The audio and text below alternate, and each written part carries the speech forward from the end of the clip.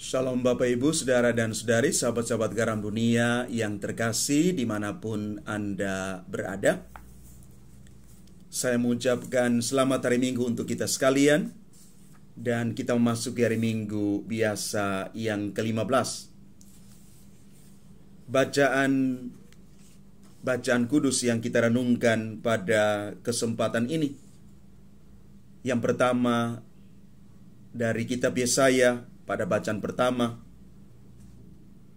Yesaya menggambarkan kepada kita semua tentang rahmat yang Tuhan berikan kepada kita manusia, dengan perumpamaan hujan yang menyuburkan bumi dan menumbuhkan tumbuh-tumbuhan. Kehendak Allah sungguh terjadi dalam hidup kita, karena Allah sungguh berpihak dan mengasihi kita manusia. Selanjutnya di dalam bacaan kedua dari surat Rasul Paulus kepada jemaat di Roma, bab 8 ayat 18 sampai dengan 23, Paulus dengan jelas menyatakan kepada kita semua bahwa dengan amat rindu seluruh makhluk menantikan saat anak-anak Allah dinyatakan, ketika kemuliaan Allah itu dinyatakan di dalam kita sebagai anak-anak Allah yang dipanggil dan diutus, lalu kita boleh mengalami keselamatan yang datang dari Tuhan itu sendiri. Selanjutnya di dalam bacaan Injil Matius bab 13 ayat 1 sampai dengan 23 dibicarakan tentang penabur. Maka kalau kita merenungkan bacaan Injil hari ini, sebenarnya kita sementara berbicara tentang spirit penginjilan.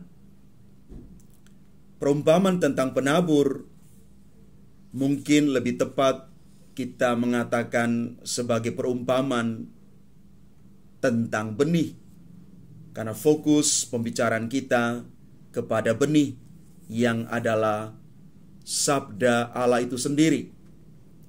Maka dari perumpamaan ini kita bisa mendapat dua refleksi penting. Yang pertama, bahwa firman Tuhan akan tumbuh dan berbuah jika ditanam di tanah yang baik. Tetapi tanah yang baik tidak terjadi secara kebetulan, karena ini adalah hasil kerja keras dan pengorbanan dari seorang petani yang pasti bekerja keras untuk mencabut rumput-rumput yang liar, membajak tanah, mengolah, memupuk, dan menyirami. Demikian juga jika kita ingin supaya sabda Tuhan itu bertumbuh dan berbuah dalam diri kita, maka kita perlu bekerja keras untuk mencabut dosa dan kelemahan dari hati kita, memupuk jiwa kita dengan praktek-praktek kebajikan Kristiani, memeliharanya dengan rahmat Tuhan, dan juga lewat sakramen-sakramen gereja. Dengan kata lain, seperti yang dikatakan oleh Santo Paulus, kerjakan keselamatanmu dengan takut dan gentar. Bahwa rahmat Allah itu terjadi ketika kita sungguh-sungguh memperjuangkan rahmat itu dalam hidup kita. Dan yang kedua, Yesus membandingkan firman Allah itu dengan benih. Ini mau menggarisbawahi kebenaran bahwa firman Tuhan tidak datang kepada kita sebagai sesuatu yang sia-sia. Benih yang tertanam dalam jiwa kita, dan kita harus melakukan bagian kita dalam memelihara, merawat, dan mewujud nyatakan benih itu yang adalah sabda Allah itu sendiri. Ini alasan mengapa Tuhan Yesus melakukan pelayanannya di bumi hanya selama 3 tahun. pertanyaan kita sederhana. Mengapa hanya selama 3 tahun? Setelah 3 tahun pelayanan Yesus, Yesus kembali kepada Bapa. Dan dia minta kepada murid-muridnya. Di dalam Injil Matius bab 28 ayat 19-20. Karena itu pergilah dan jadikanlah sebuah bangsa muridku, dan baptislah mereka dalam nama Bapa dan Putra dan Roh Kudus, dan ajarlah mereka melakukan segala sesuatu yang telah kuperintahkan kepadamu. Dari sini kita bisa mengatakan bahwa Yesus tidak menyelesaikan semua karya yang Tuhan percayakan kepada dia. Yesus menugaskan kita semua, para pengikutnya, untuk mengambil bagian dan melanjutkan karya misi Allah. Karena itu, Yesus sungguh-sungguh membutuhkan kita.